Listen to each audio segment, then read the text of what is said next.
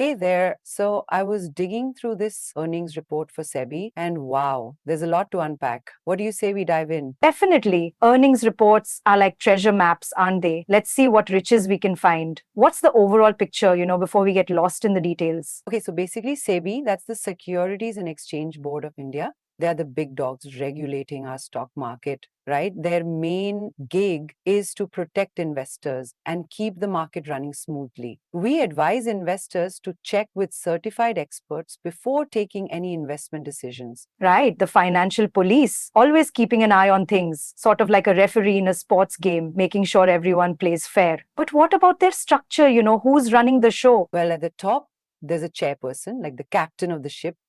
Then there are full time and part time members handling different departments.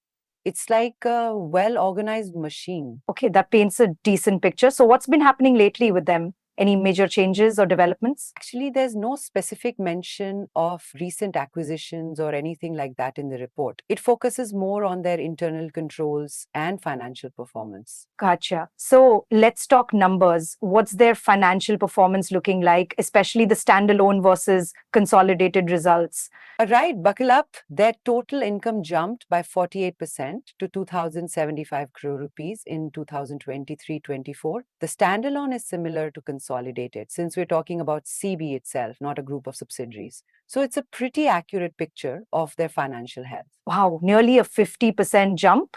That's impressive. Where's all that extra cash coming from? Fees and subscriptions mostly. They raked in 1,851.5 crore rupees from fees alone, way more than the 1,213.22 crore rupees they got the year before, right? That's the kind of growth that makes you sit up and take notice. No kidding. So it sounds like more companies are playing by the rules, which line SEBI's pockets. So, what about income from investments? Good eye investment income also went up to 192.41 crore rupees from 161.42 crore rupees. Other income also saw a slight bump, about 3 crore rupees. Got it. More fees, better investments. The market watchdog is eating well. Any one off events affecting these numbers, or is this all business as usual? The report doesn't mention any specific one time events. So it seems like this growth is pretty organic, driven by their regular activities. That's solid. Now, for the other side of the coin, expenses. What did they spend all that money on? Well, their total expenditure also rose to 1,006 crore rupees. Establishment expenses took the biggest chunk at 696.43 crore rupees, up from 576 crore rupees. Administrative expenses also climbed to 218 crore rupees. Sounds like they're investing more in their operations, staff, infrastructure. Maybe it's like reinvesting profits back into the business. Exactly. Now, the balance sheet also shows they have a general fund with a closing balance of 5,573 crore rupees, including a surplus of 1,065 crore rupees from their income. Okay, so they're not just making money, they're also managing it well. What about their earmarked funds like the Investor Protection and Education Fund?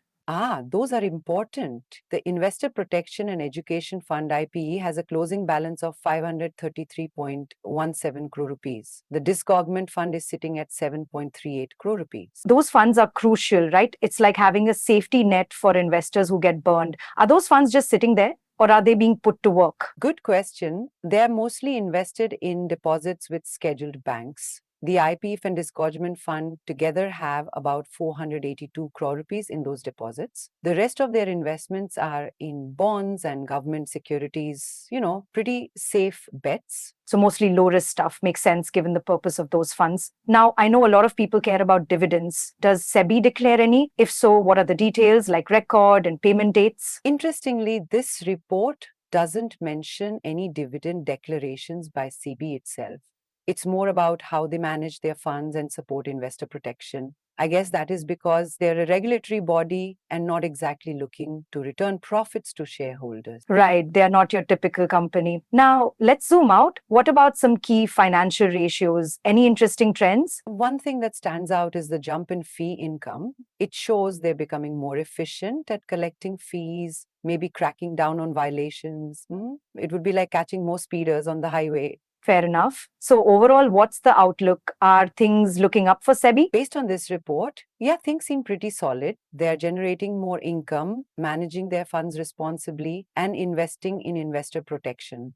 The report doesn't really offer a future outlook, but current numbers are pretty strong. Okay, what would you say is the most important thing investors should take away from this report? Definitely that massive jump in income from fees and subscriptions, plus that they're putting money into protecting investors.